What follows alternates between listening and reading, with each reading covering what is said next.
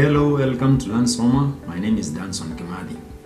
Today I want to take you through a very simple lesson on how you can use technology to teach speaking skills. And our topic is going to be on how to give and receive directions. As language teachers, we need to strive and make sure that our lessons are always as interesting as possible through adoption of the various strategies and techniques that will make our lessons quite effective, other than the use of the traditional means that sometimes may be very boring. Most of our students are interested in technology. That is why you find some of them on social media platforms like TikTok, Twitter, Instagram, among others. We need to take advantage of this and integrate technology in our lessons, and you find that at the end of it, all our lessons are going to be more effective. There is the idea of the 20-80 principle that insinuates that we need to use 20% of our time in teaching, and then we give our learners 80% so that they can do the practice of whatever things that they have learned in class. This is a very, very effective way of teaching speaking skills, because if you give them the 20% in teaching and then you also have the 80% in practice, the learners will get an opportunity to practice whatever they are going to do out there in the real world. In this case, I'm going to introduce a very simple software by the name i3 Learn Hub. Using this software, I will be able to create a workspace whereby I can easily teach a topic on giving directions and give the student a chance to be more practical. You'll need a computer, preferably a laptop, or you can even have a desktop. You also need a projector, and also you will need a stable internet connection. So this is my workspace. As you can see, I'm the one who created this one. Well, I named it ASUPlan because I used it when I was doing my capstone project for TESOL certification. I came up with various points here. We have the bus terminus, we have Wembley Stadium, we have Danson Kimathi International Airport, Otieno's Farm, Kipchoge's house, Uhuru Park, and some streets here that I call Messi Street, Moi Avenue, Kenyatta Avenue, Karibu Street, Kachonjo Street, and Masomo Street. And also I am my Learn Soma Academy here. I customize these names to suit the kind of the learners that I have and even the level of understanding. For example, the reason why I chose to have the Wembley Stadium is because some of my students are football fans. They support teams in England, and one of them is Chelsea, Arsenal, Man U, and others. When I use Wembley Stadium, most of them can easily understand what is Wembley Stadium. Also, I came up with the Danson Kimathi International Airport. I chose to give it my name as their teacher. Also, we have Kipchoge's house. This name I got it from Eliud Kipchoge, who is a very famous athlete from Kenya. Also, we have Otieno's Farm. Otieno is the name of a person from our community just here. Then when it comes to the naming of the streets, you find that most of the streets locally here, they are named after prominent people, especially the politicians. So I came up with Moi Avenue, Kenyatta Avenue. These are the former presidents of Kenya. I also came up with Messi Street. For any football fan, you find that I don't think there's any football fan in the world who doesn't know who is Messi. Then you have Mandela Highway, inspired by Nelson Mandela. If you want to come up with something like a roundabout, you just go and then you pick some circles here. If you want to come up with something like a stadium like this one, you just go and then you get an image from Google. You can just Google the image of a stadium and then you place it there. Same for bus terminal, same for a house, for a farm. When it comes to the street, you just get some shapes from this point here, and then you just drag them all along there, and then you're going to go. So I want to assume that you've already taught your students some of the terms and the phrases that you use when you're giving directions. For example, you expect them to use landmarks. In this case, we have landmarks like Uhuru Park, we have Wembley Stadium, we also have the Danson Kimathi International Airport, we have our farm here. These are some of the structures that you expect to be there, permanently in this case. Also, we need to use the compass directions. That is why I came up with a compass sign here. You can see that it's here. We have the north, east, south, and west.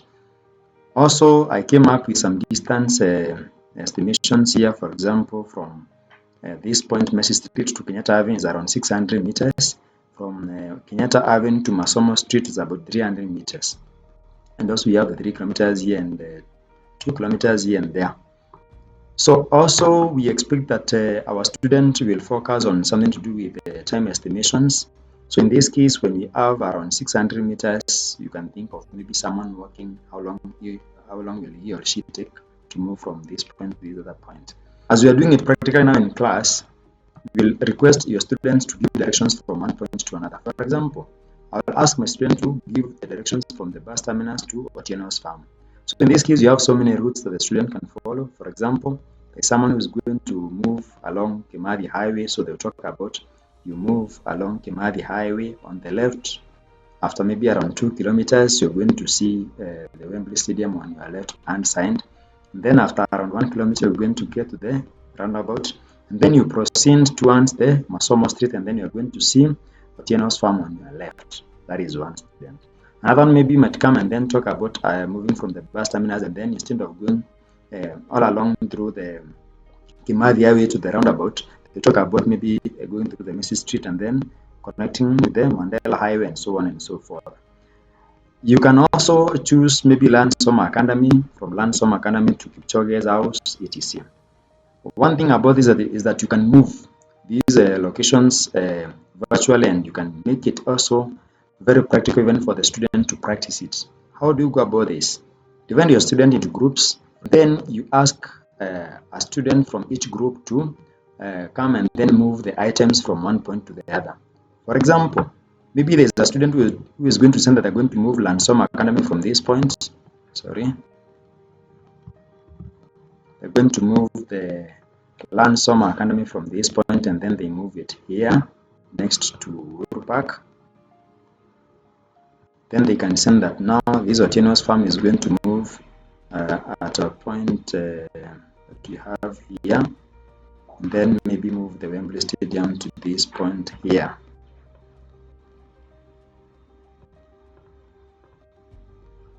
And then Otieno's farm comes closer here. And then also they can decide even to change the name of the streets. For example, you swap Kenyatta Avenue with Messi Street. Even decide to change the distance in terms of the meters. Here you decide that from Kenyatta Avenue to Messi Street, we're going to have 300 meters. So these ones are figures that you can just create and even change. For example, if I want to change this one, I can just have it as 200 meters.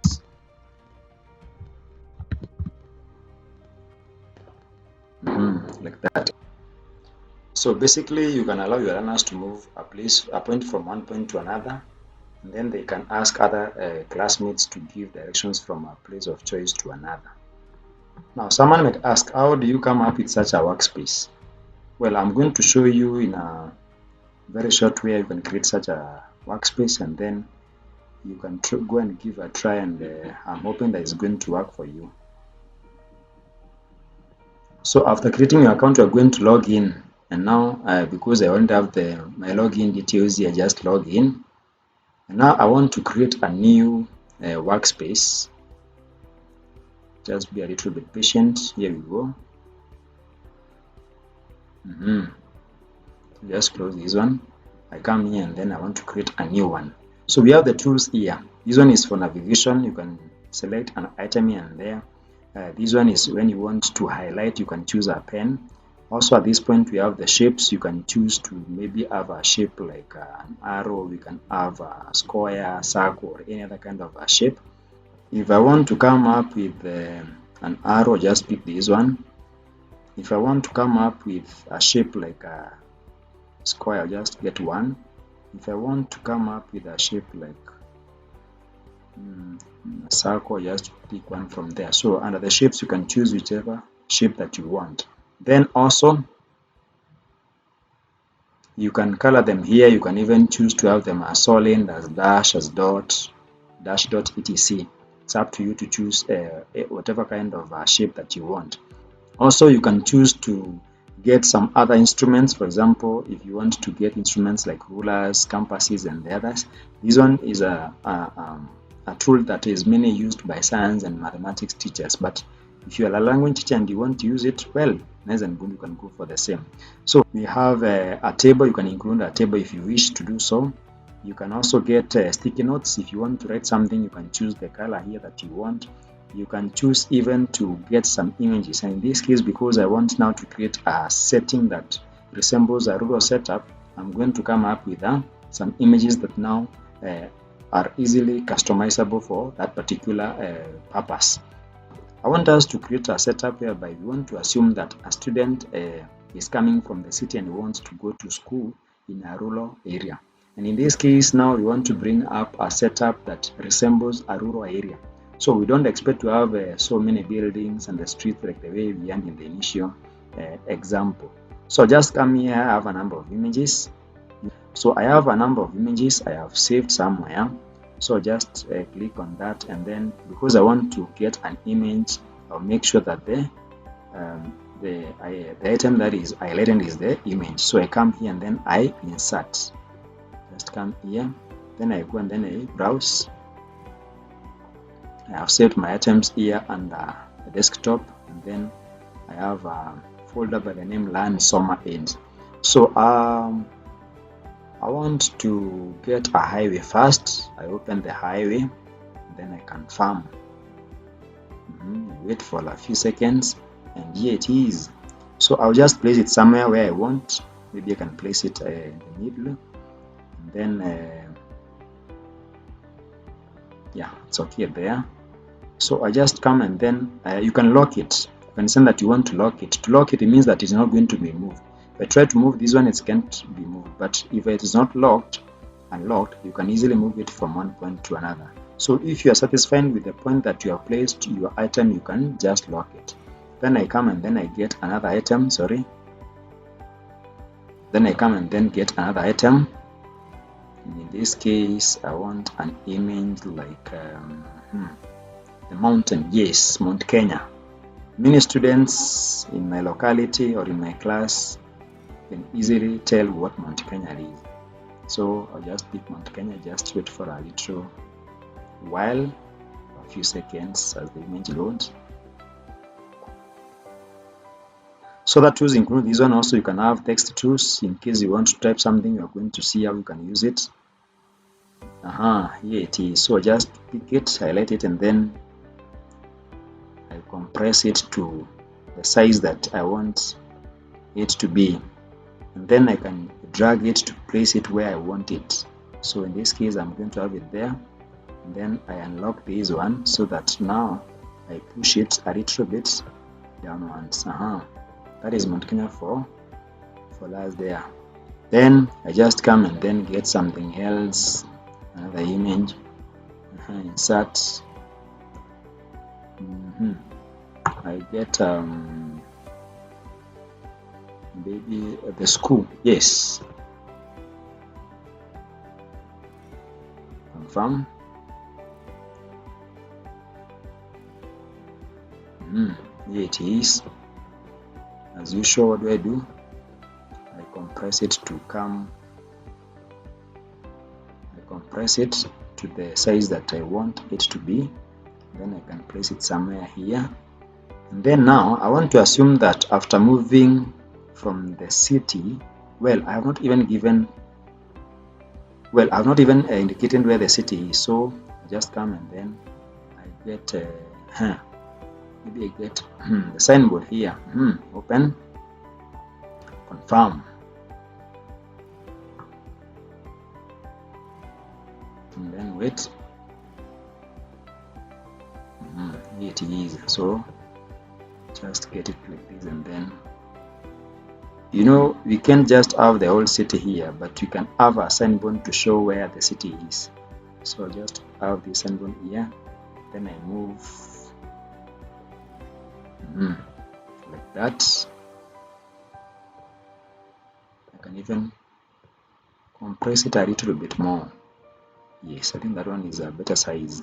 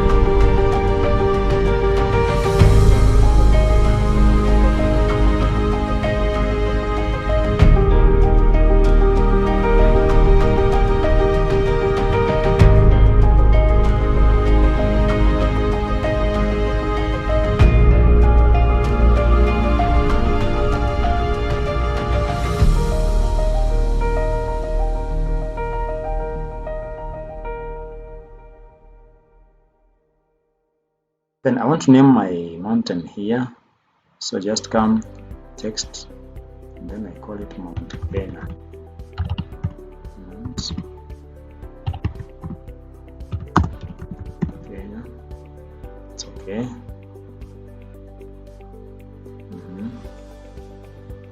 Then now I want to give the directions to, well, I can say now I want to transform the issue that the arrow is going to face the other way. So I'll just come and then have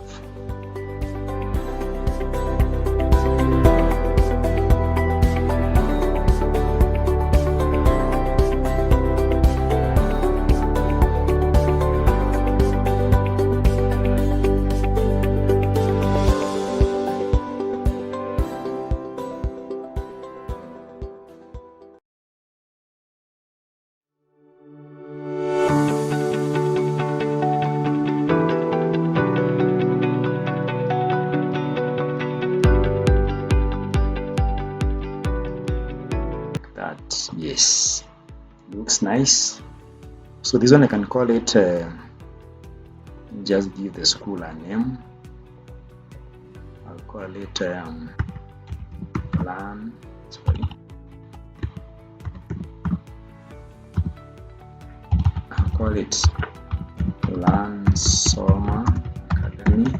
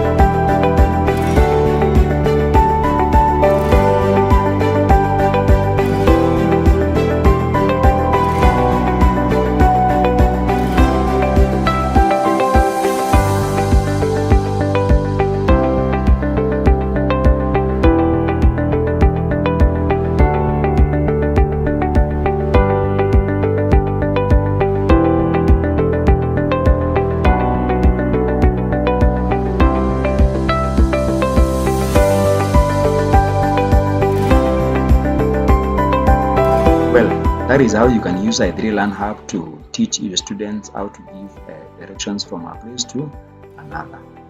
You can as well adopt the same technique in your teaching, and you can be sure that it's going to bear fruits. Thank you for watching. My name is Danson Kimadi and this is Learn Soma.